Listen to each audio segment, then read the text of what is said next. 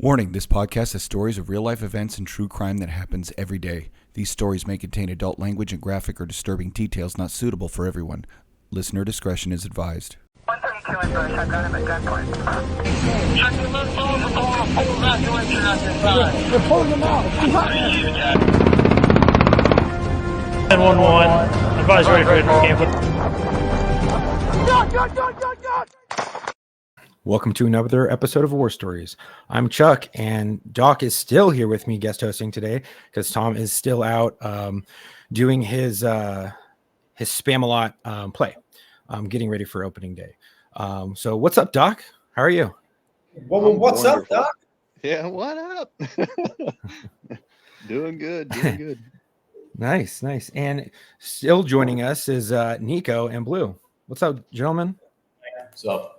Good to How's see it you going? again. So, yeah, good to see you again. It's like we're just talking. So where we left off was you guys ended up getting a place together, little mansion, little 3-story little mansion, playing Guitar Hero, and having maids Suburbs. cleaning up after you drunk. So Yeah. how'd that happen? Friday afternoons, we'd finish whatever training we're going through that week if we're still in town, and we just sit on the balcony in what was like the Beverly Hills, and everyone kind of had to fluctuate It through was this area. awesome, man. Sit It on the was fucking balcony, awesome. cranked Rolling Stones or the Beatles or something, Guitar Hero. whatever, and just smashed rum and cokes, like pre-made rum and cokes. Like, So we had a year lease, and we got evicted around the 10th month mark. So yeah, we held up pretty good. We had so our whole intake, half the dudes were married. Probably more than half, 3/4 of the dudes were married. But we'd had big parties at our place, and we just, obviously young dudes just achieved our life dream of getting into the special forces, and we're just absolutely just living the dream, man. Honestly, it was probably one of the best. that was a highlight. Best times of our life. And we lived about 300 meters from this massive, like a massive oval where we have all these huge rugby tournaments and whatnot. And AC/DC were in town, and we went to they had two concerts, right? The Friday night and the Saturday night. So we go to the concert on the Friday night. It was obviously fucking amazing because it's AC/DC.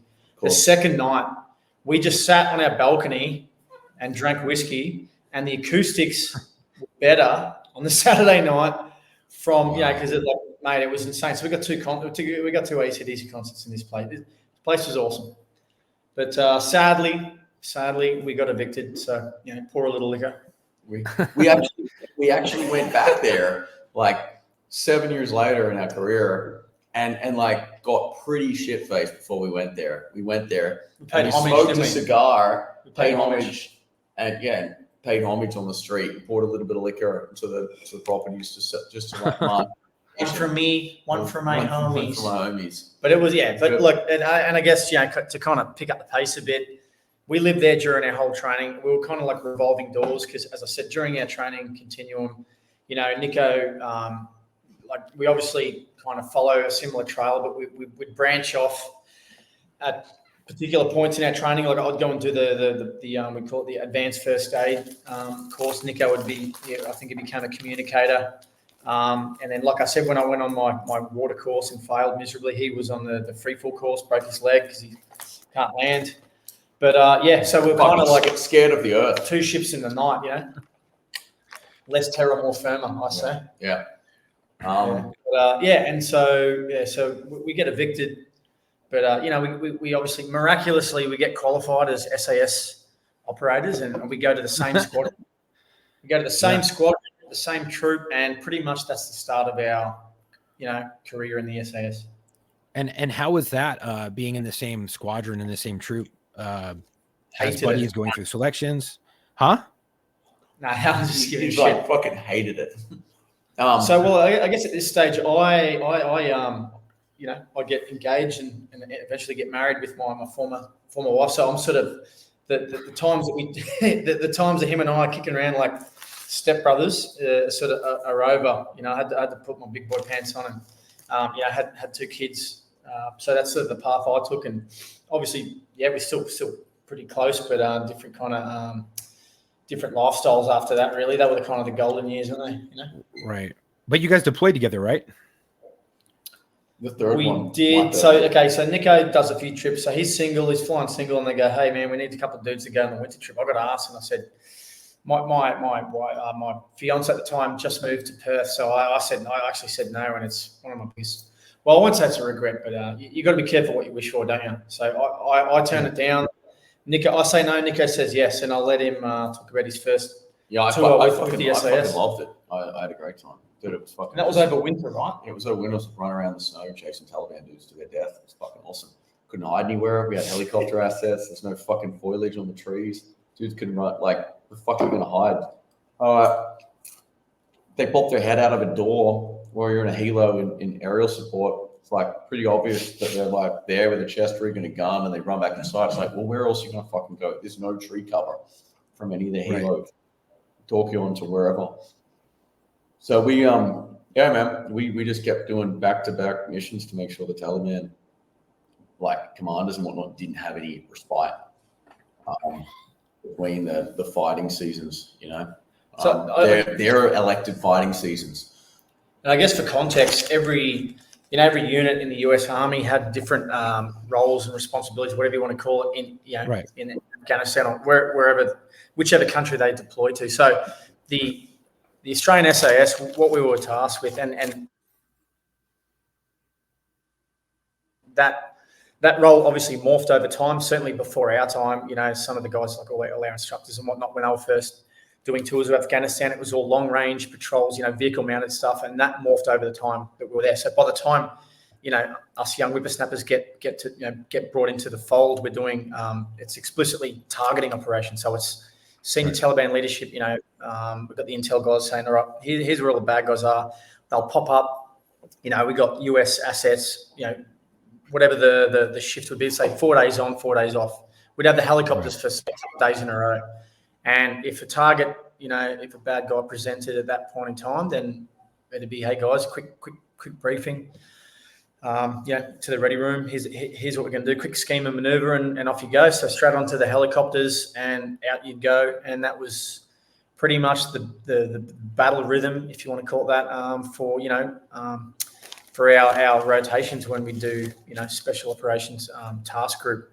You know, so you'd either be, they were 4 month rotations, and so you'd be essentially, you know, you'd be there for 4 months, and then you'd be back in Australia for 8 months, and that was the tempo. The squad rotate through.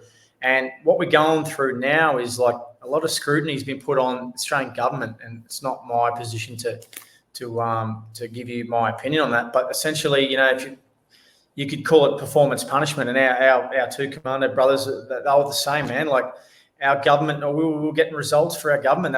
They could put us on a pretty little pedestal and say to everyone else, "Hey, you know, we're getting awesome results in our province.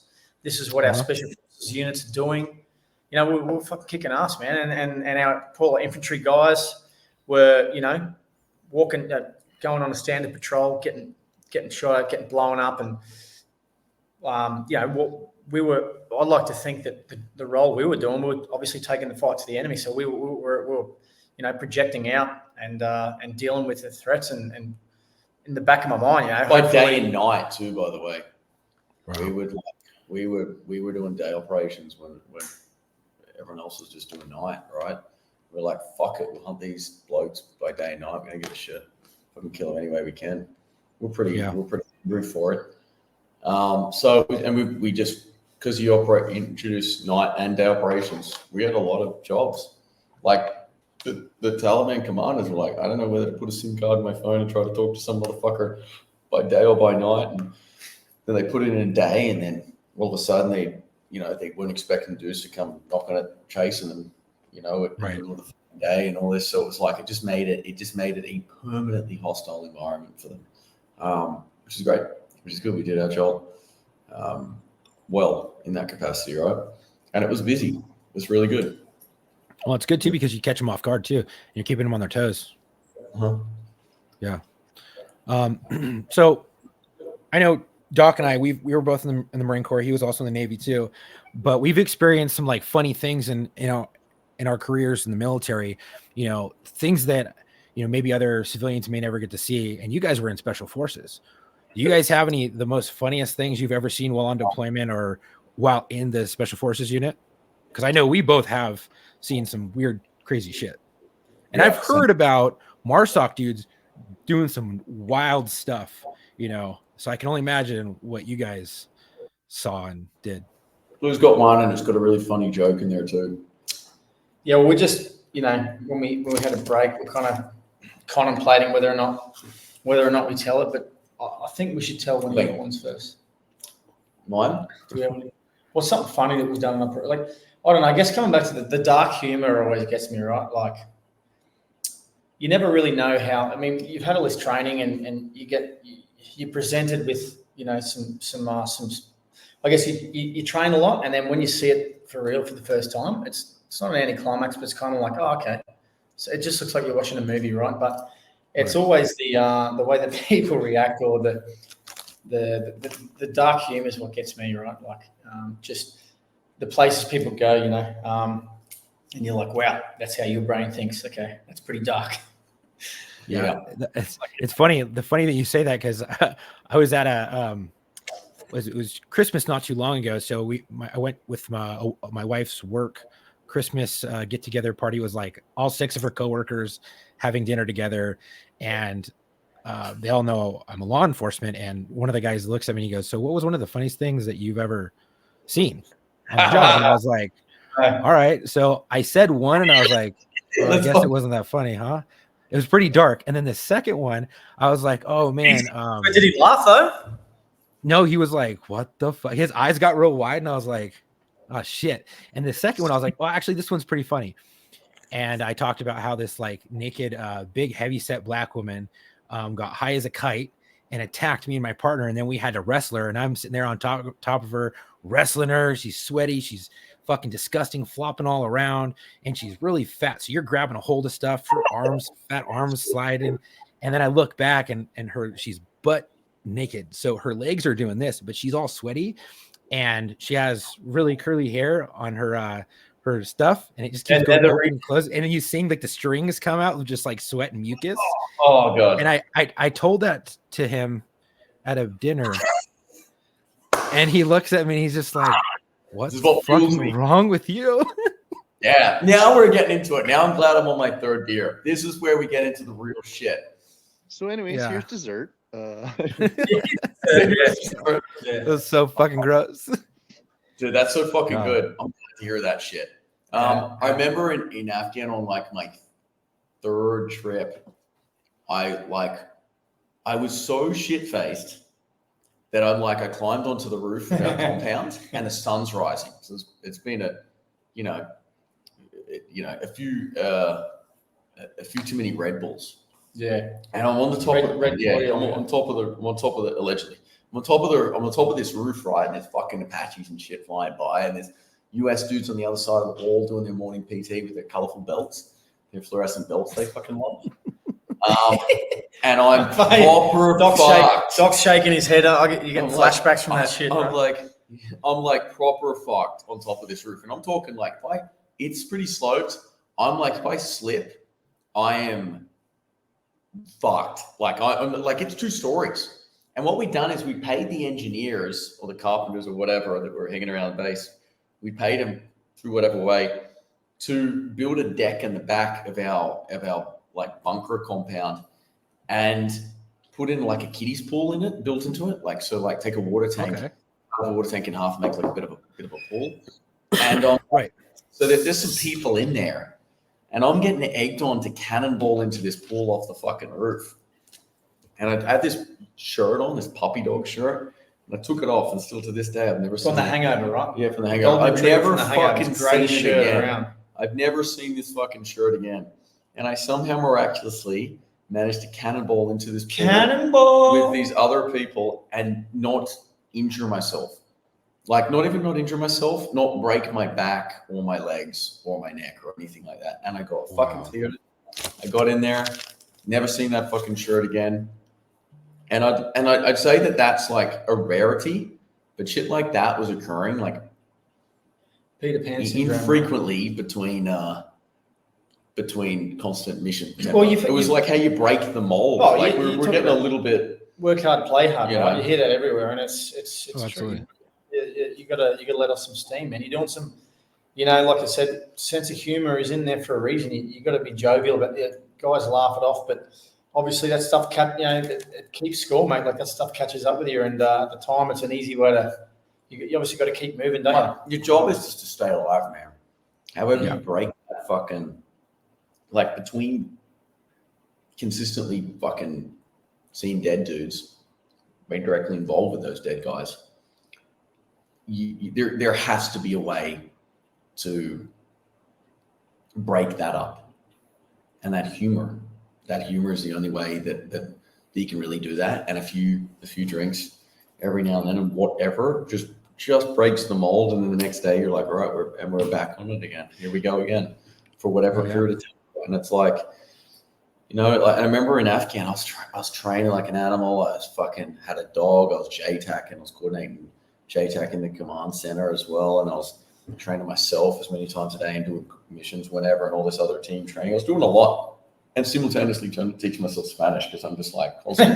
But I'd still find a way every now and then to be like, I'm going to that, like, whenever there was a night, we'd be like, all right, I'm doing this not because I really even feel like I need to, because I need to break the mold of whatever the fuck this is.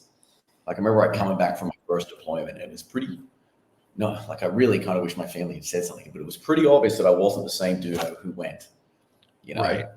and these little intermissions and breaks and things in between were probably the only thing that kind of kept me getting to the next one to perform at the same level, like a bit of a reset, to perform at the same level every time I went outside, and I had to cover the back of the guy next to me and vice versa, right? Speaking of learning, and splicing that in with sense of humor, it just reminded me of something. Talking about dark humor, I remember we did this job, and I was clearing this dude's body, and I was with my mate, and we're going through his pockets, like obviously looking for pocket litter and whatnot, and out of nowhere, he's just like super casually looked at this guy, and he's just like, "You just punch your last ticket, amigo." We just watched Starsky and Hutch like a few days earlier. I just never forget. Remember that when he's like he's going through his wallet, dude. Starsky and Hutch, Ben Stiller, and he's like opens up his wallet. Yeah, anyway, so it's pretty rare. It's just random shit pops in. I think in military law enforcement, we have to keep that sense of humor going, because we see so much dark shit and so much bad stuff that having that sense of humor allows us to kind of talk about what we've seen by making jokes of it. You know what I mean? Or just seeing the light in certain things where you're like, you can sit back and laugh about it. And it helps get through a lot of things. And, like you're saying, you went on your deployment, you came back, you were a different person, and you wish someone would have noticed it. But, you go a career in military or law enforcement, and you think you're normal, but other people are like, oh, he's different now. You constantly scanning a room, constantly sitting with your back against a door or away from the door so you can watch the door, strategically planning yourself in front of your kids, always having contingency plans. It's taxing on your brain, and we think that's normal, but it's really not. It's that conscious. You do that consciousness. Languages taught me this one. So the consciousness is like, it uses so much more fucking energy than physical. I could be running up hills and shit. Use consciousness all day on fucking gassed. And if you're consciously on alert, the environment, and you're aware that that's more taxing, and you don't switch that off, like not only is your body, when you're conscious and you're thinking and you're alert, not only is your body not resting and recovering and healing, it's doing the opposite. It's like burning energy, and it's in a state where it's like, I can't afford to recover right now.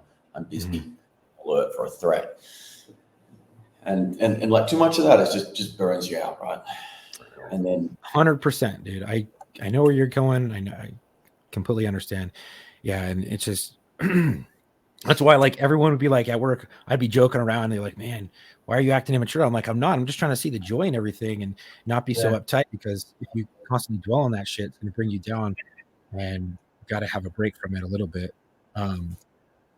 Shout out to the cops, by the way, because like, I don't know how the fuck they do it. Mate, I've said that. I don't, like, imagine being like, you can't blame them for being fucking hammers. And the amount of restraint they have is impressive, because it's like you only deal with the problems and the worst problems of society.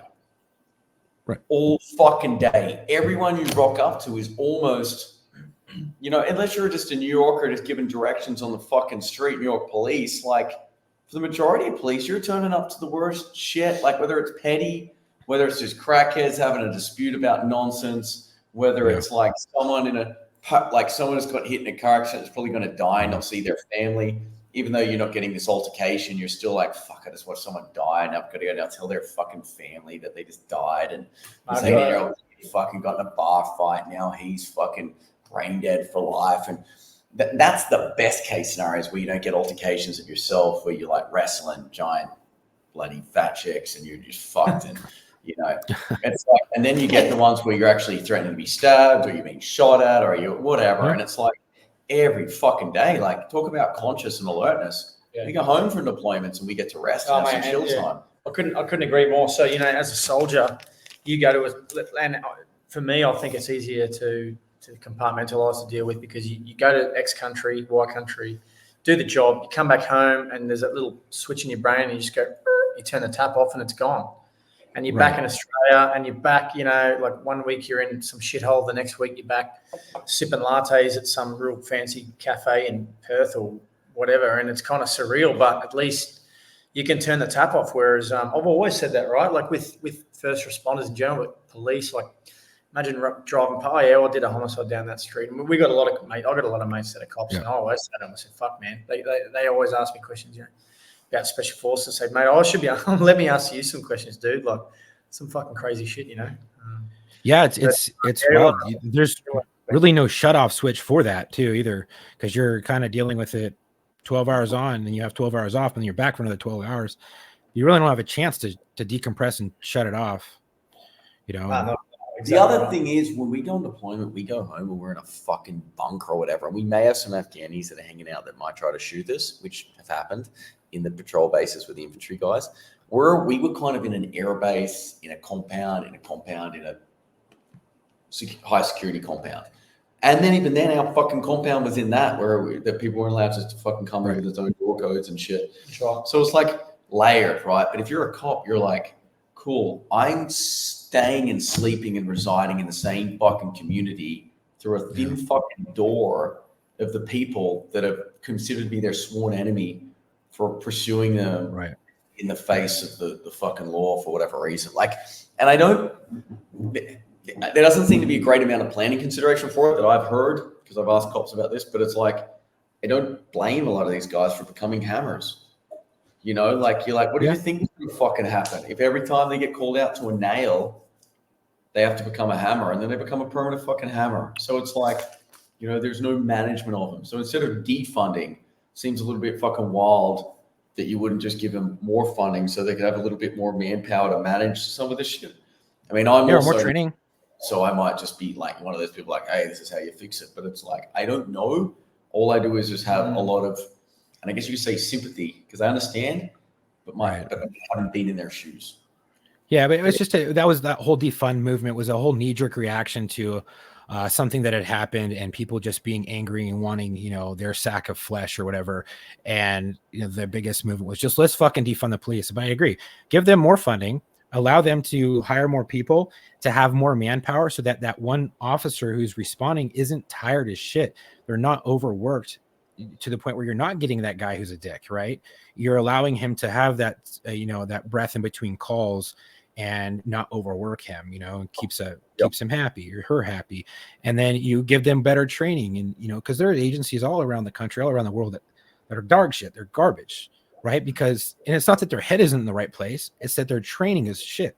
And they don't get the amount of exposure. They don't get the training, and training is what makes everything.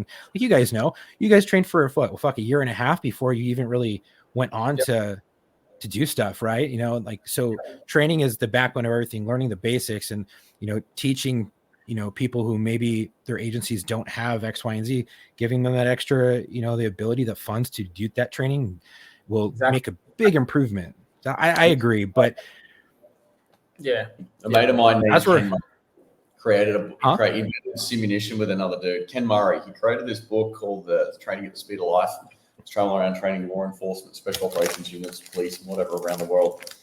And he was trying to train him in realistic training profiles, right?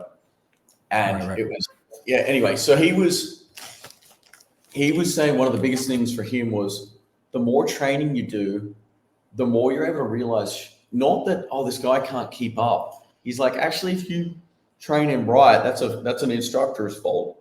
You train him right. If he's passed the criteria for selection to be in there or whatever, and aptitude and whatnot, he can. It's just your instructors aren't doing whatever they need to get him across. He goes, what a training actually does, it helps you identify the guys that really fucking shouldn't be there. Like the guys who do something weird in training that you'll be like, that wasn't quite right. And you're like, and then you're like, I'm going to go fucking ask that guy why he did that. And then you find out, you're like, that guy should not be allowed to do this job. He's a liability. Not the guy that can keep up a little bit. He'll get there and he'll be fine. It's the guy that went in and like, you know, you're a law enforcement officer and you thought you would double tap this person on the ground. Like, you're not in a war. Like, maybe you shouldn't be a fucking cop. And that's why you do extra training. You identify the people that really fucking shouldn't be there, you know, and then you've got an excess of staff and officers. You can afford not to take that person on. You're not in a place where like, fuck, we need 3 officers. So we're going to have to run the risk, you know. That's another big issue that's plaguing law enforcement, modern day law enforcement, is that the staffing numbers coming in aren't as high, right? Recruitment is very low. Across all the board. I mean, there might be some conservative areas that, you know, get more police than others, but they only have the budget for a small amount of people. I have seen people in the academy on training where you're like, oh, that was weird, or you really shouldn't have fucked that up, where they shouldn't be there and they end up making it, and then they stay on and they're getting into issues down the road, or, you know, they end up having to train someone and they're all fucked up. So they're training, and it's just this perpetual BS of just dog shitness, I guess, to speak quite bluntly. But, you know, I think that's a big issue that's plaguing, because what happens if you had a bunch of dudes who in training and selections were like, kept shooting the hostage, right? But it was only a couple times. And then you guys went down range and something crazy happened. And next thing you know, you're all over the fucking news. That wouldn't be good, right? Yeah, you're exactly right. So I think that's a big issue plaguing. Now, my next question for you, Blue, and Nico, is we've talked about some of the funny shit that's happened, the craziness of training, living together, going through selections together. But now you're now in the operating forces, and you guys have done so many things. What was something that was either the most fun or the most hectic that you're like, holy shit, I don't know how I just got out of that? Do you have one of I'm sure you have many of those stories, but what is one that you can think back to that's pretty memorable?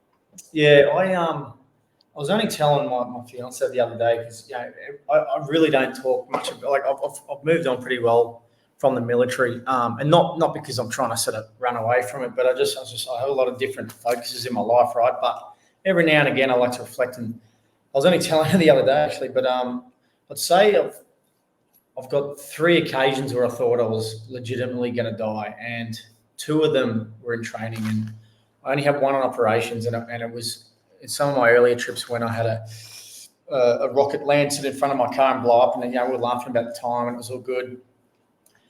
Didn't really get any.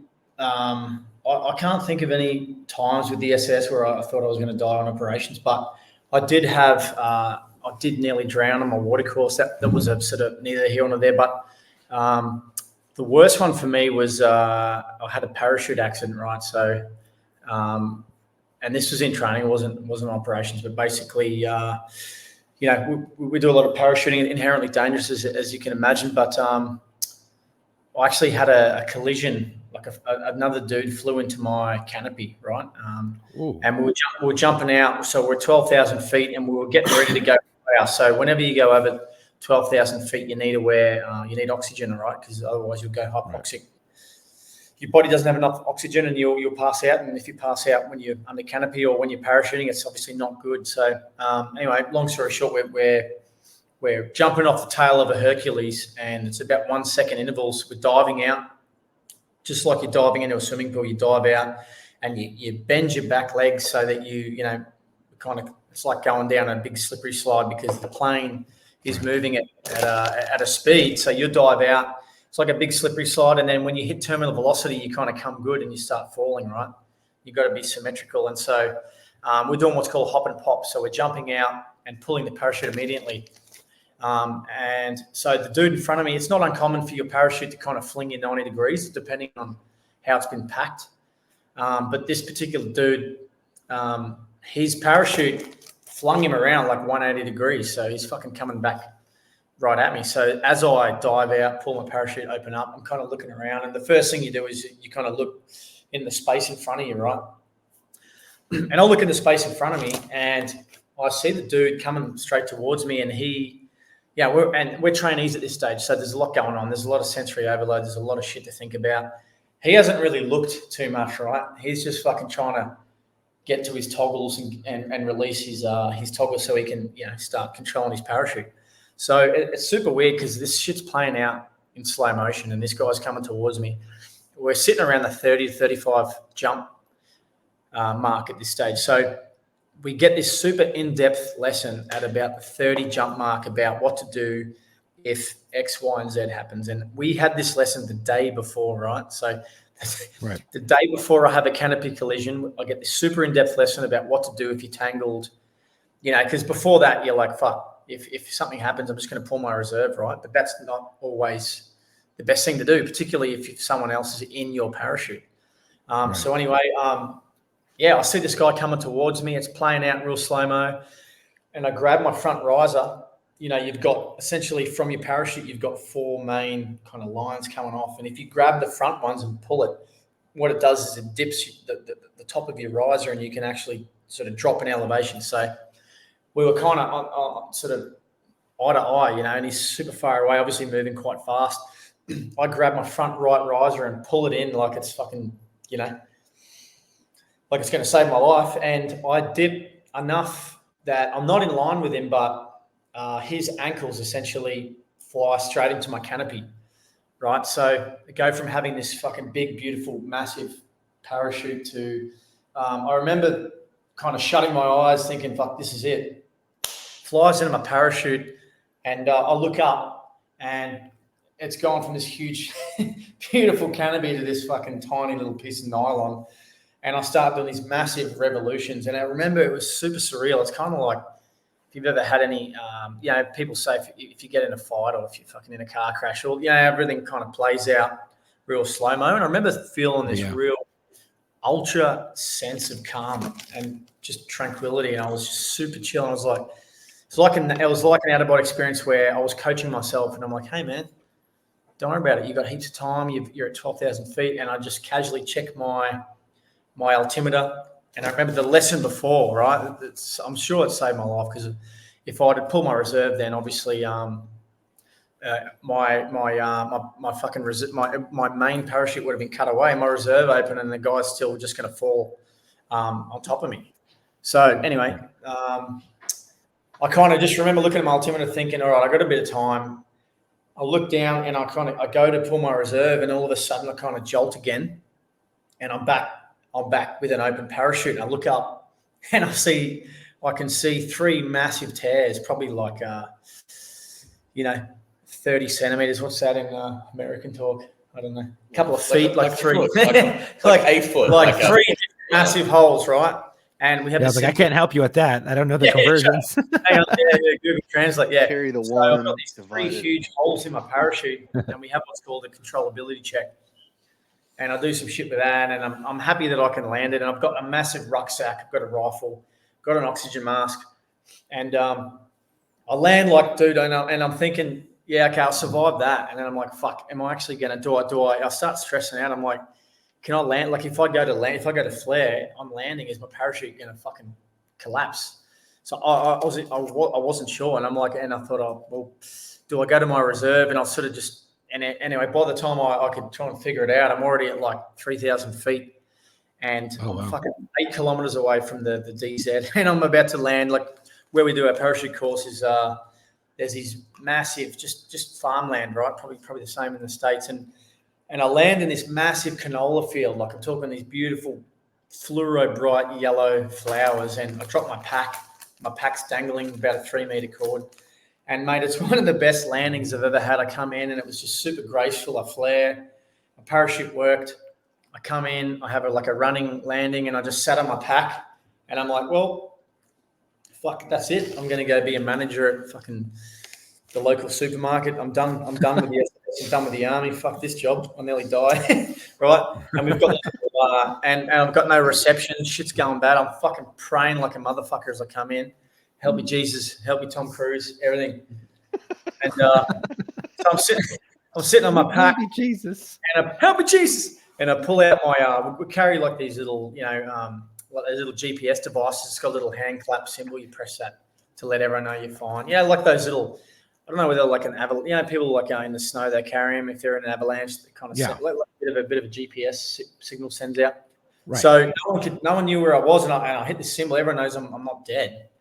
And the first person that finds me is actually a female, right? She was one of the only female free fall instructors in the army, and I'm thinking, and I'm done. I'm fucking done with this job. I'm like, fuck this. And you're thinking now we're both lost.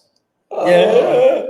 And then and she comes over. The first thing she says to me, right, is like, I hope someone was wearing. I hope there's footage of that. I hope someone was wearing a GoPro. And I was like, fucking go fuck yourself, GoPro. I nearly died. Like I was cooking off her anyway. So I get back there. I walk through about 4 fields to get back to the truck. I get back there.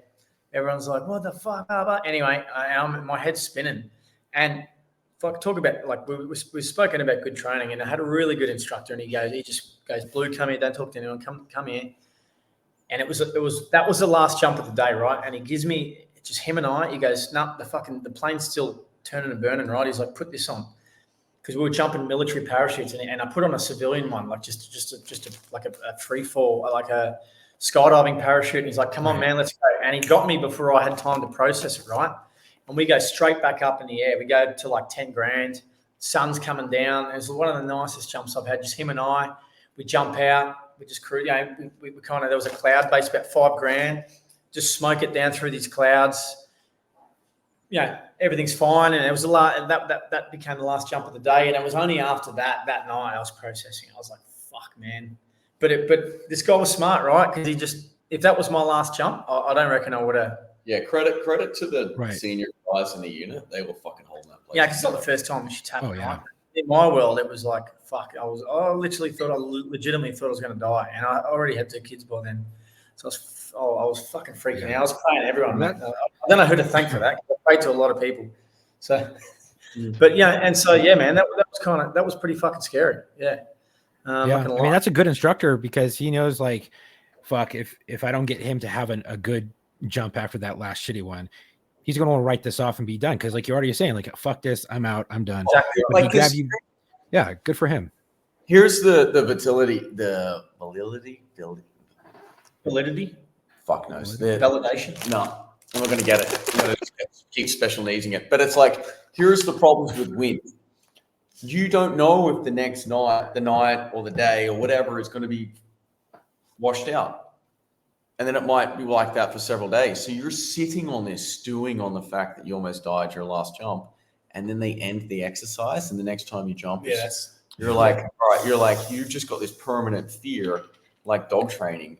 You would do that to a dog, like dog training of that scenario. It'll sit in you and you'd be like, no, I'm fucking out. This is right, Bal. You sit on it too long and you'd be like, you do everything in your power to maybe avoid parachuting or something like that, subconsciously or consciously. Mm-hmm. Mate, to be honest, I never liked it much after that. I was always, some dudes froth it, they love it. But for me, it was always like a bit, I was always a bit uncomfortable, I think the dudes who love it have never had a near incident. But you broke your leg, right? I broke my leg, which was, I guess it was enough for me, but I kind of just, by the time I'd broken my leg and I'd gotten back into it, I'd accepted dying again voluntarily. So see, I hadn't. I've never accepted dying. So I just kind of accepted maybe it was going to happen. Look, so I was a bit of now at the time I was like, Afghan wasn't, I didn't think but what I'd done is in Afghan, I'd really accepted dying. And I'd accepted it. I was just like, anything above that is pretty good. And it took me a few years afterwards to realize like how consistently, like I was just like, I guess we just didn't get that much danger. And now I look back and I'm like, fuck me dead. Like, just like the helicopters constantly taking rounds, and like the ones you hear are the ones striking the helicopter and just beating the helo or getting RPG'd out of the sky, or shots here and this and there. And if this guy had run left instead of right, or where you'd gone or hadn't gone or stood or whatever, and just like the worst ones for me were like getting into a contact shots where the guy at the front of the team or whatever would get into contact at the front or clearing a building or whatever. Facing the rear was the hardest and the worst shit that I had to do in the fucking unit. Like the trust to a T to do that disciplined response of facing the fucking rear when you're in a 5-man team, knowing that there's like literally one guy and maybe 5 meters between you and that fucking dude, and your back of your head is towards what is the known enemy is shit. And your duty to fix back and try to fucking, any dudes flanking you or coming up from behind, or it's fucking chaos when we land, right? Like it's Taliban don't know where they are and their teammates are and all those fucking guys. And like, we are doing the best we can with the job. So it's like, they could just run around the corner from whatever angle trying to link up with their buddy, and they're at the rear. So there is just cause for it. And then just thinking about all the rounds ripping past my head and cracking and shit. And I'm like, oh, they were pretty fucking close. Or just tracking down a wall past my head as I put my head out of building. It's just like constantly like it was an awful lot of just random luck and a lot of just near-death experiences. And that there is like, I never really gave much thought of it because I was in a mindset of like, yeah, I'm probably going to die. Maybe, so be it. Like, fuck it, let's go. And it's because of the attitude and the acceptance of it. It was just like, it was able to allow me to calm, but maybe calm to a point where it was like, I wasn't truly grasping, and glad I didn't at the time of the seriousness of the situations. Yeah. Right. And I was always wondering why when I go back to like series, like, oh my God, this and that. And you're like, I think it was that bad, like in many ways. But now I look at it, I'm like, oh yeah, it was consistently. Right. I think what Nico was alluding to earlier, like that desensitization. So you come back different, but you don't know because we're like, you're going through this as a group of dudes, right? Or as a team. So you go through these experiences together. You're only abnormal to people outside of that bubble. So, and we don't notice, like we live together, man, and fucking a few years down the track, I was carrying this dude because he had a fucking meltdown, and like he was suffering immensely. And I never knew, I couldn't identify the early warning. You don't know, like you never know when dudes are suffering, right? And I guess, the body keeps score, as you know, and you just, this stuff accumulates, but you don't realize it's kind of like everyone's noticing it except you, right? Like, I had a marriage breakdown, and I remember, I just remember being fucking I wasn't human. I had zero emotion. It was just, and I think part of that is like the unit, like military training. One of the world's two oldest professions is soldiering and prostitution, right? Like people are fucking good at making soldiers. They know how to do it.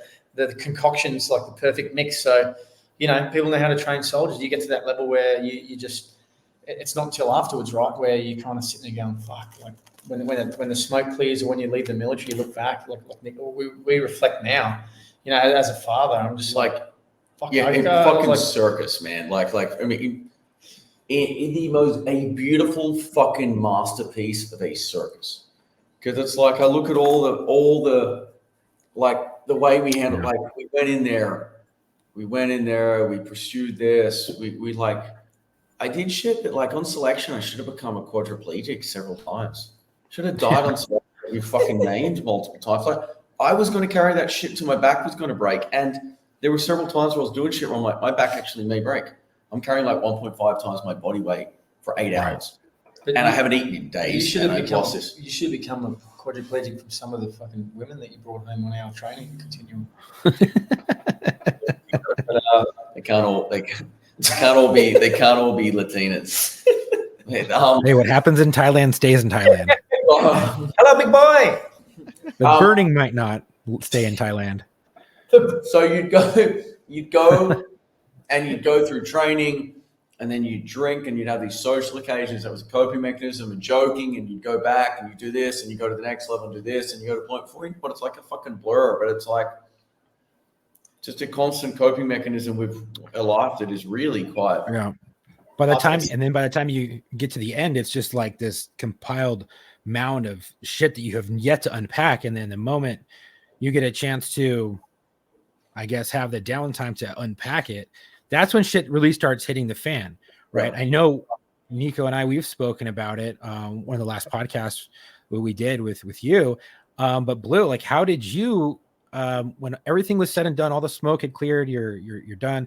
How did you cope with all the trials and tribulations that you had and the hard times in the unit? I think Blue actually got to see a live red flag from me that shook him. Fucking rattled, like proper live red flag from me, that it was like, oh wow, there might be some consequences. Yeah, and you know what? I want to tell that story because you know, we've spent the last episode and a half talking about how fucking awesome we are because, you know, we did all this training, but the reality of what we've done, you know, the reality of governments and armies taking young dudes, training them, and don't get me wrong, we're volunteers, we're fucking Australian patriots. We love this stuff, or we did, you know, but it's not until you get a bit older and a bit wiser and you can reflect from a different lens, right? And totally Winchester. Winchester. We need a Winchester. Goddamn America, son. So quick start. We're on our Nico's fourth beer. I've got about 20% wine what left. kind of beers are those? Because it looks like the Duff beer from The Simpsons. Brahma. Yeah, it does. It's Brazilian. Doffman can't breathe. And to be honest, it's not like we're huge drinkers. Like, this is just, we haven't seen each other. We spill most of it. Like Actually we had a squadron of some of America's finest soldiers over in Perth working with us, and I mentioned earlier about a really special day, Anzac Day, and we told these boys, hey, we're not training on this day. We're going to have a huge piss up. We're going to drink heaps of alcohol. We call it piss alcohol right in Australia. And so we have our American brethren with us. And I was in the band, right? In the SS, we've always had a band. And don't get me wrong, we suck. We're terrible. But when everyone's drinking, you know, we're doing rock covers. There's always a dude that can play the drums, a couple of guys on guitar. I'm on vocals. Very, very average effort, I might add. But so I'm relatively sober because I want to try and sound decent, right? Which I didn't achieve. But anyway, so I'm singing, and Anzac Day, we're burning it down. Everyone's having a fucking great time, and I'm watching everyone slowly get drunk. It's like I've got the perspective of the whole room, and we're up at this place here. Big shout out to the Grotto. That's our pub. We call it a boozer. Oh, nice. So we're playing music there. And it's Anzac Day. We call it Soldiers Christmas. Everyone's drinking like it's going out of fashion. And I see Nico and one of the American dudes wrestling, right?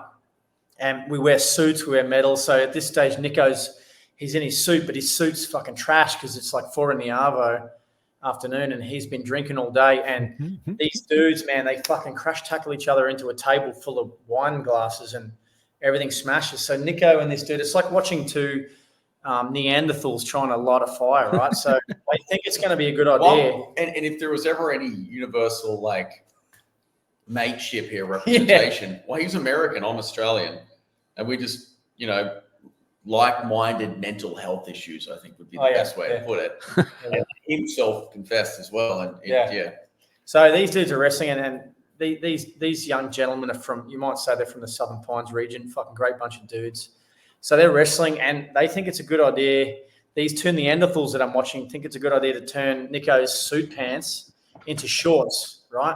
So a guy gets one of the stem of a wine thing and he's stabbing it into Nico's shorts, right? And I'm like, hey, dude, you know, there's like, you got a femoral artery down there. He's like, oh, fuck, don't worry about it. And then he gets a shard of glass. So he's cutting his pants and he makes these two dudes somehow miraculously through their fucking drunkenness make these shorts, you know, these fucking hot pants. They're about this thick, you know, like 10 centimeters maybe. So, and I could see Nico super fucking drunk, but something was off, right? And sorry, to go back, on Anzac Day, we start at like 4 a.m., right? And so Nico turns up, he's already drunk and he's fucking swaying. And in the ceremony in the morning, two dudes have got their arm around him. My sergeant major comes up to me, he's like, hey, what's going on with Seedy? Is he all good? And I was like, oh, no, and no one knew, right? Like, because you're all in the same bubble. So if there's a mental health issue, which fucking clearly there was many, but no one can identify it because we're all in the same boat, right? So I literally, this is as easy as this is how it went down. I go up to him and I said, hey man, are you okay? And he goes, yeah. And then I kind of just like got a bit serious for a moment. I said, no man, like, are you okay? And fuck me, I'll never forget it, man, because I could see like the lights were on, but no one's home, right? I could fucking see right into his eye, and mate, he was fucked. Like he was absolutely wrecked, and he just broke down then and there. And I kind of like, fuck, Right. I didn't know what to do, and I looked around, and like he's one of my best mates. I looked left and right, no one could see it. And he's drunk as shit. I put his arm around me, and we walk outside. And at this stage, our pub is like near, we call it the patch. So where all the married guys live is like in the one area. There's like probably 200 houses where all the families are, and the pub's on top of the hill. So I'm like freaking out. I'm like, fuck, I've got to get him back to my house. So, and it's probably 300 meters away, right? 300 yards. Like 333 yards. And so I'm walking him home, and For those who count in freedom. Freedom fries.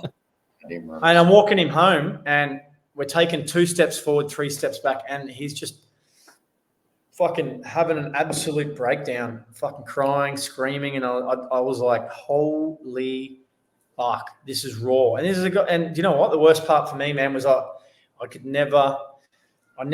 his poker face was that good. He was holding it, and like all the dudes we know, right? Military dudes, even some that have taken their life. We're like, if I knew the guy was struggling, man, we could have helped it, but it just like you don't know, dudes are just fucking, you know, they're hard. They're not going to show that weakness, and that's part of that culture. So he's one of my best mates, and I had no idea that he was struggling so bad, like and suicide. He's saying to me, "I want to fucking kill him," and I was like, it was really raw, and it fucking hit home for me, man. It was a tough day, man, and so I remember I had to fucking shower him. I got him naked, that was pretty fun. It's like the posters. Yeah, you like finally posters, got your feel of the posters. Just like the poster. Yeah. Just like the posters. And my wife at the time answered the door, and I was like, she's like, he's not even dirty. He doesn't even I was shower. like, And now you're like, I got to shower. I was just like, don't He's even like, he needs a shower. He needs a shower. I'm reliving some memories. Put this little number on. Mate, we give him some clothes. And like my son at the time was probably like 3 or 4. And I remember he fucking passed out in my son's bed. And I remember like looking at him while he was asleep, and he's got all these kids' toys around him. And I was like, holy fuck, man, what just happened tonight? And that really, and that was probably the start of it for you, right? Yeah, it started probably like a week or so before that, where it was like got to a point where I'm like, oh, I can't manage. Like this is out of the bag from me. Oh yeah. Like it's not even like I can't hide it from anyone else. I can't hide it from me. Like I am barely holding up to existence right now. Yeah. And and so you know, and sorry, mate, to answer your question, Chuck, the long way around. How it manifested for me was in anger, right? So you know, and I'm a really pretty cool, calm, collected person. I don't really get angry. I'm always like trying to be the clown, trying to make people laugh, so it's uncharacteristic of me to be angry. And you know, I was just fucking losing the plot. Like road rage, particularly for me, I was fucking getting out of my car, like flying off the handle, you know, jumping out. And you know, and my wife at the time was just like, like obviously the marriage didn't last because I was just, you know, off the reservation. But I didn't think I had any issues, you know. I refused to. And so, if you normalize life at whatever the military had been, and you go up here, it's really fucking hard to even see that elevation, right? If you measure it from here and here at the base level, like homeostasis, it's a fucking big jump. But when you measure it like that fucking boiling point from a glass that's like half full, now over boiling, it's lost. It's, you know, it's a blurry line there. Yeah, and you know, I had probably a few scenarios which probably highlighted that I needed to, you know, get some help or whatever. And I ended up, obviously, you know, going to get some help. And I'll tell you what really fucking fixed me up was on my way out of the army, got a scholarship to study an MBA, Master of Business Administration. And, you know, when, like the old monkey, when you've got a branch in your hand, you don't want to let go till you've got another one firm in your hand. And in the military, a lot of us just fucking let go, right? And we're in free fall. And if I had to put a test, you know, success after the military, whether you've been special forces, any role in the military, I think that next branch, like most of us don't know what it is, but as long as you got something that's going to fucking keep that light, that pilot light burning and to push you in a different direction, keep that light on, you know, at the end of the tunnel and give you some hope, whether it's learning, like Nico was, you know, never sitting still, he's learning languages and, you know, you're studying something new, you're pivoting from what you know, you're giving your brain, like instead of dwelling on the past and dwelling on trauma, it's invigorating to learn new shit, right? No matter what it is. So I started playing guitar, like I've always been into music, so a bit of guitar and singing, mate, I attest that massively to, my therapy, psychotherapy after the army, and mate, but it's a journey that doesn't finish, right? Like it's like all four of us in this chat, man, we've all got our own issues, and it's a fucking constant, like especially if you're a family man, like to keep a relationship, like you can get selfish and get angry and fall back into what you know, but you've got to fight to be a good person, right? Like, and to let that shit affect your life. And one of the other things I tell myself is like, I'm an Australian soldier. Well, I was an Australian soldier, but am I the first one? No, I'm not. Am I the last? No. Not. So what makes I'm not special. Like how many Australian soldiers have been to war and come home? It's in American soldier, whatever you want to say. So context is another one as well. Where do I fit in the bigger picture?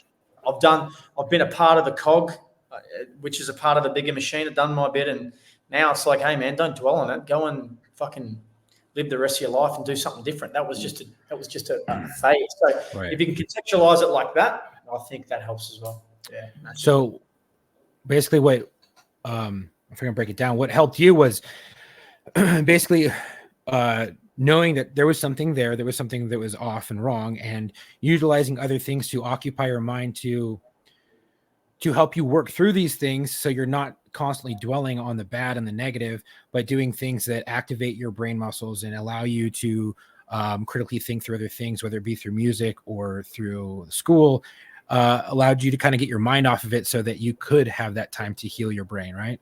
Exactly right. And, like, I know, you see in the movies and you hear like guys after World War II and Vietnam, and you see these dudes are getting back together in big groups and drinking, but is that really the best thing to do? I don't know. Like, I mean, I know dudes need to get together and fucking like we're doing right now, drink. I say decompress. I actually think definitely not, right? Like I don't really drink that much anymore. And like it's just I'm caught up with him. It's an opportunity to yarn a bit and catch up.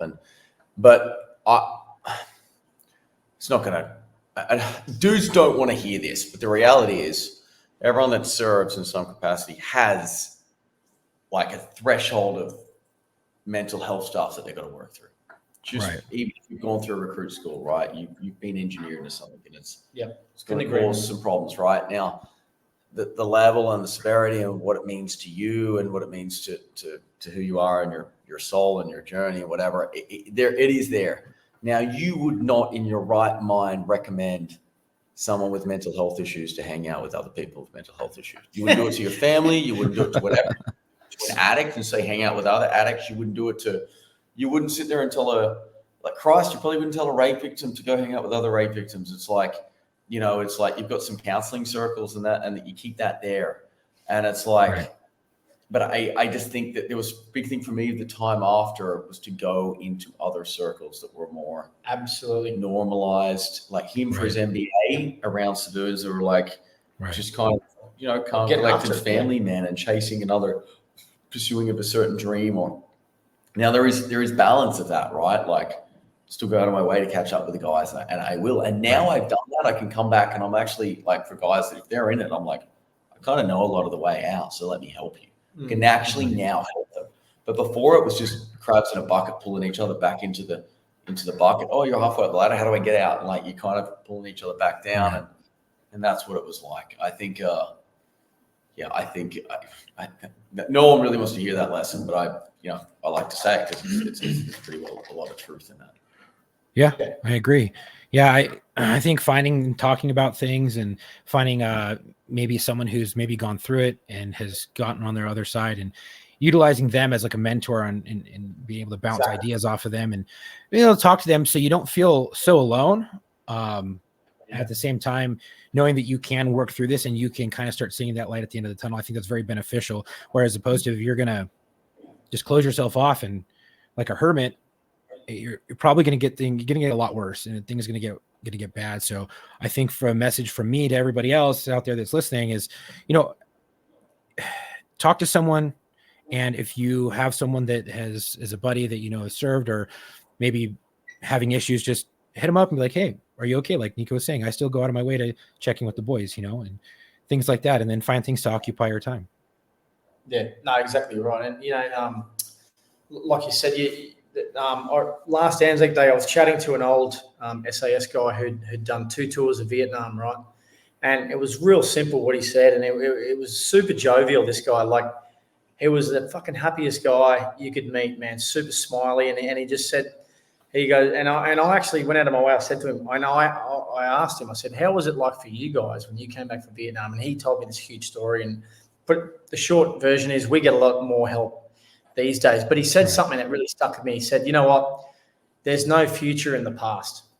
And I was just like, fuck, that's really good. And he said, when I come back from Vietnam, I went and worked on a farm for 5 years. And he went on this, he kind of hid from society, but he said, there's no future in the past. And I'm always, it's like Nico said, you got to check in, but you got to be looking forward, mate. You can't be looking back. What's your next achievement? What's going to be keeping that little pilot light on for you? What are you seeking next? Because, mate, we've all been in the military. It doesn't stop there. Stop there. You've got, fuck, what else are we going to do, man? We've got decades. Touch wood, So get after it. Get after it. Not you, mate. Probably not you. Well, I've got red hair, so we're limited at about 40, right? It's got 2 years to go. Sweet. Well, as we get ready to close out this episode, I just wanted to, we kind of touched on the mental health. I think it's really important. I think, if I'm not mistaken, I think this month is Men's Mental Health Awareness Month, I believe. Oh, is that right? I could be completely wrong, but I think I may have seen something. So it is very important that we are discussing this because, far too long as men or people as first responders or operators, men or women, we kind of get, our feelings aren't really that important, right? As opposed to other people. It is what it is. Definitely as men, we kind of get told, hey, suck it the fuck up. No one cares. You know Exactly what I mean? right. So it's great to talk about this stuff, to get it out there. And, I want to give this opportunity to Nico and Blue. Any final last thoughts that you think can help someone that maybe I've got one that just came to mind while you're talking, right? And let's talk about, masculinity, dudes that are hyper masculine, that are in, say, a military unit, cops, whatever. We had a tough upbringing. Our fathers were hard. We grew up, there's a stigma, right? We all know what it is. So someone said to me once, 2 things are going to happen. If you're either going to break, which when I say break, you're going to go, fuck, all right, you got me, I need help, and you're going to go seek help. Or you're going to break the people around you. And guys that, we all know one of those guys that are super hard, super tough, they were not going to break. And they think they're fine. They go, I don't need help. And they might not, but they're breaking everyone around them. They're breaking their family, their kids, their wife. They don't want to be around someone who's going to fucking fly off the handle because someone cut them off on the road, or, someone in the streets making noise. You're going to run out there and fucking threaten to kill them. Like, this is all stuff I've done and I'm ashamed of it. But, you got to fucking get help, man. If you need it, and you need it, you're either going to break people around you or yourself. So you need that shit. We've spoken about humility early on. Be humble. Don't let it get to the point where you drive everyone out of your life. Stay on top of it. Be a real man and stay on top of it. That's what I'll say. I've got one that might be from Doc, might know best. When they talk about you getting shot or wounded in combat, the first thing that and at least for us, maybe it might have just been us actually, but they talk about self-aid. Self-aid, buddy aid, and then PAFA or whatever, and like team PAFA, or like patrol first aid or whatever for us, and like self-aid. Like they talk about, no one cares and all this stuff for masculine men, and it's like there is a bit of truth to that, and I think it's important not to ignore the truth, the fact that is a real thing, and it's not going to change in a hurry, and we're working on it, but it's like it's slow. So it's like the first point of contact for aid is you, and it's always going to be. And it's like, have the balls to fucking go, you know what? It's like it's a pretty significant act. Probably the most courageous thing I ever did was not run into rooms or charging up mountains and gunfights or some shit. It was like, it actually was to go, all right, I'm about to lose my entire career, my fucking identity, my purpose in life, essentially who I am and everything that I am and I've worked towards in the next moment, because I'm about to enter this room and tell a commander that I am fucking broken. And that takes bigger balls. That was the biggest balls I've ever had to do in anything in my life. I agree, man, 100%. It was like, and it was more destructive than any fucking combat, explosion, fucking anything, man, that I've ever experienced. It was like more destructive in that moment, but it's like, it starts at self-aid, man. Yeah. Yep. Absolutely. And it's great that you had that wherewithal, because there are so many people that don't, and that aren't here, and they're part of the 22, 22 veterans a day commit suicide. So, so it's great that you had that self-reflection where like, oh fuck, I got to get help. And then Blue was able to notice it, and I know he's beating himself up. Well, I felt like it was too late. Well, there are, guys like me who had that shit happen to them with their buddy in our unit, and next thing you know, you thought they were just a fucking alcoholic. Come to find out a year later, they fucking take their life, and you're like, fuck, I wish I would have seen that shit a lot sooner, So you guys are both here. I'm sure we've all lost friends, but you guys are both here. You're able to see it, and that's a victory, a small victory, because you guys are here to tell that story and to help other people. So I commend you both for that, and to just have the balls and to be a fucking man, to be like, I have a fucking problem, because we're not immune. The toughest guy isn't immune. The toughest chick isn't immune. We all have our breaking point. And I know, Doc, I mean, you were in the Navy and in the Marine Corps. Do you have any type of tips for mental health and awareness if you're going through stuff?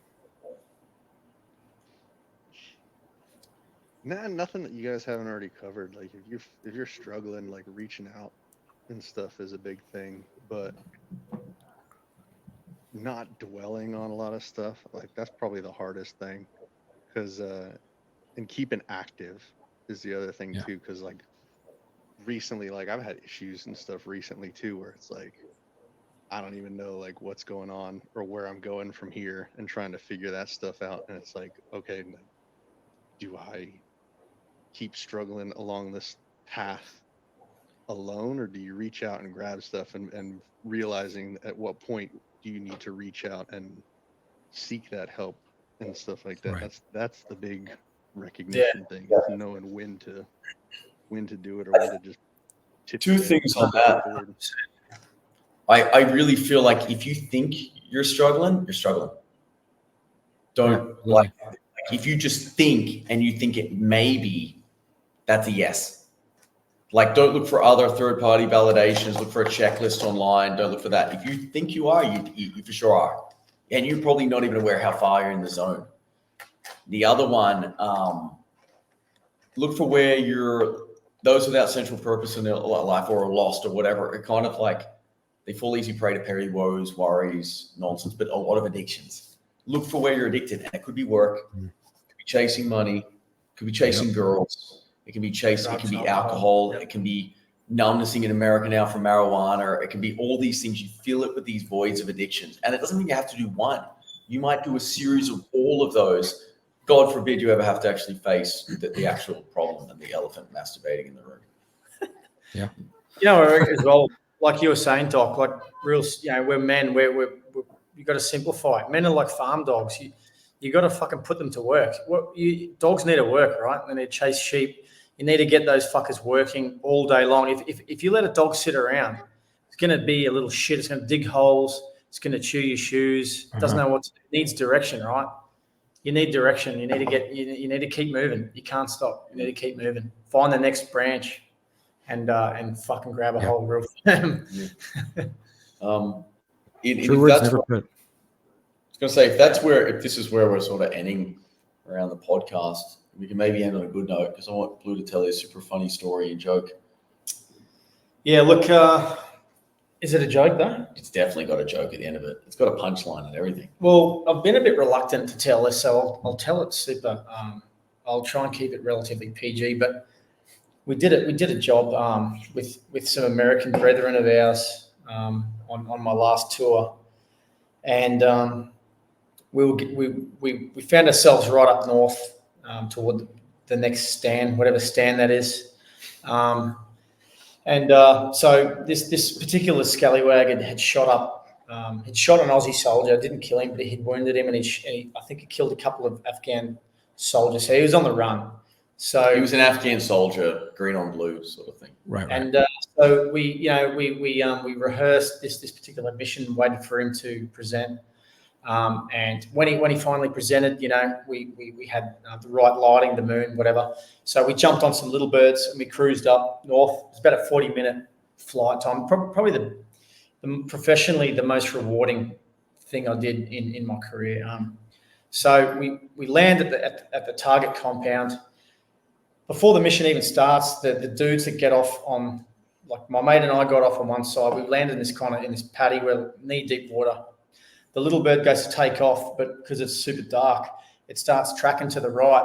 There's a compound wall, and the American dude we're working with is like fucking going like this, and it nearly gets his head taken off by the little bird's fucking rotary wings. Anyway, takes off. I'm on a roof, and we think this dude's in an adjacent compound. So the interpreter's calling him out, blah blah blah. And then under my feet, I feel the roof just move, and the commander, the American dude, jumps on the radio. He's like, "Hey, who threw that frag? Like, why didn't you fucking tell us?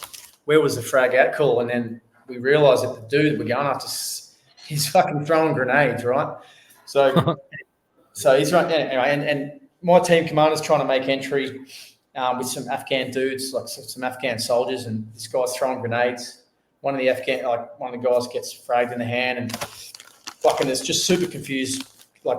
Yeah, as you guys know, there's shit going everywhere. It's night. No one knows what compound he's in. Everyone's trying to, it's complete and utter confusion. So my 2IC starts throwing grenades through this little aperture under me. And so we're here on the radio, like, we're going to put dude. So I need to get off the roof. So anyway, we're not receiving, like, this guy's he's not shooting. There's no grenades getting thrown. So we think he's been neutralized. And the American dude has got a dog, and he lets the dog off the leash. So the dog's in the room. Now my mate, and this wasn't me, I want to point that out, it was my mate. My mate, he's telling us when we get back to the compound, right? Tells us this story. So he's quartering around, like pawing around, whatever you guys want to call it, in the room where the dude, where we think he's dead. And he comes around super slow, and he sees, like, there's been 2 or 3 grenades thrown in there, so you can imagine what he looks like. His clothes have been blown off him, and the dog is chewing on a particular region of his body. Right? I don't think I need to spell that out. And so we get back to circle of the posters again. By the way, coming back. We get back to the compound, and by the time we get back from the little bit, like the flight time or whatever, the sun's coming up. And so we're sitting around, we're fucking having a chat around the fire, and my mate casually, and this is the difference between Australian American humor, right? And he goes to the dog handler, he's like, "Hey man, I don't want to sound rude or anything, but I think your dog's gay." This dude, man, he fucking lost the plot. He got so mad. He's like, "Hey, man, you don't say that." And we're like, "Whoa, dude, it's just a fucking joke. Dark humor, mate. Come on." It's all good. So, but it's, your dog was eating Tally's penis. It's just a joke, not a dick. Don't take it so hard. So wait. I mean, it was a pretty, my mate and I had to check his pockets and roll him over, and that was a bit of it was an interesting night that night. But anyway, we've spoken about dark humor and how to process things, and obviously no offense to anyone in that, but if you take it for what it is, bit of interesting scenario. But, thank you for prompting me for that, because I was what it is. I was a trying lesson to for all Americans to stop taking shit too seriously. I was trying to avoid. I was hoping that hoping that story wouldn't come up. But anyway, I mean, and dark humor is a way to just kind of let loose or make light of the shitty situations. But as we're closing out, I want to give the guests an opportunity to dedicate this episode to someone or something that they want. So, Nico, Blue, floor is yours for that. Like, obviously, to do this podcast with Nico is an absolute honor. I don't get to see him much, so it's awesome to hang out. We're literally in Brazil. And we're in Brazil. We're in Floripa. So it's awesome to hang out with a familiar face here. But we spoke before we kind of started recording, Chuck and Doc, and I told you I'd like to dedicate this episode to a foundation that I've been involved in creating. It's called the Crate Foundation, Crate with a K. There's a story behind that. Google it if you want a really good World War II history lesson. Probably the most audacious Australian special operation mission ever conducted. The Crate Foundation, we take special forces people that are leaving. We run a week-long program for transition, and we connect them. We give them education, and we connect them to potential employers. So, we're doing our bit for people leaving the forces. So, Crate Foundation, big shout out to them, but shout out to you blokes as well. So, thank you very much for what you're doing. I think you're getting a lot of those stories that people need to hear. I know, podcast for me has been a bit of therapy. So listening to other people's experiences, and if anyone listening wants to reach out to Nico and I, we're obviously we're on Instagram, or just chat to you guys. Reach out, say good day if you want to have a chat. Please do, and thanks a lot for having us, mate. We really appreciate it. You're welcome. Yeah, thank you guys for coming. And for those listening, if you want to hand out your Instagram handle, if you want people to get in contact with you, or where they could find you, or if you got anything going on, like your foundation or anything like that, let them know. Yeah, absolutely. We can just attach it to the episode. I'm sure we'll chuck it down the bottom, mate. And send it to me and we'll put it up. To be honest, congratulations to your listeners. If you've endured our bullshit for this long, you deserve a fucking, I don't know, a medal or something. Talking this, this is a bottle of wine. Go on, mate. It's been thank you guys for coming on. Again, thank you, Doc, for coming on. I just want to say thank you to all the listeners. If you like today's podcast and the content we provide, please help us out by rating and reviewing us on Apple Podcasts or Spotify or whatever podcast platform you subscribe to. Follow us on our Instagram at war_stories_official, and our Facebook at War Stories Podcast. If you already follow us, please like and share our posts, and you click the link in the bio to hit all of our socials and our media. You can also go to our website, www.warstoriesofficial, and grab some gear. And if you have a story you want to share, you think you have a friend, go to booking.warstories@gmail.com, and I can get you booked. We're always looking for law enforcement, firefighters, medics, but also corrections, dispatchers, and nurses, and veterans. So if you got a story, go to booking.warstories@gmail.com. I just want to say thank you to everybody for coming on. Again, thank you, Doc, for coming on and sitting in for Tom while he's out getting his play ready. Unfortunately, if it was broadcasted, we would broadcast that live for everyone to watch Tom and spam a lot. So we wish him all the best of luck. And Nico, Blue, thank you guys so much for coming on. It was a pleasure. I look forward to chatting with you guys in the future, and maybe having one of you guys come back on, or both of you guys come back on down the road to tell some more funny stories. Or heart-wrenching, or whatever you guys want to talk about. We're always open to it. So I can tell you some stories about my posters when I was a teenager, if you like. Actually, as a